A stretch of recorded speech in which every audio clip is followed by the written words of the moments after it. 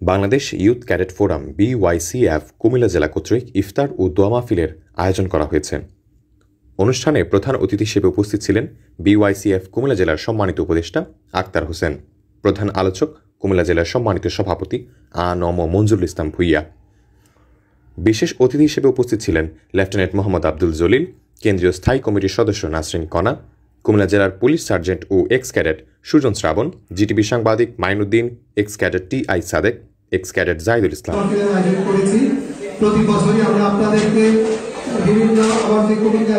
অনুষ্ঠানের সভাপতিত্ব করেন কুমিল্লা জেলার সুযোগ্য সাধারণ সম্পাদক মাসুক মেহেদী সাকিব এবং সঞ্চালনা করেন কেন্দ্রীয় সহত্রাণ ও দুর্যোগ বিষয়ক সম্পাদক মোহাম্মদ সাদ্দাম হোসেন। অনুষ্ঠানে কুমিল্লা জেলার সকল উপজেলার 150 জন ক্যাডেট উপস্থিত ছিলেন। কুমিল্লা শহরের প্রাণকেন্দ্র কান্দিরপাড়ের একটি অভিজাত রেস্টুরেন্টে উক্ত অনুষ্ঠানের সমাপ্তি ঘটে।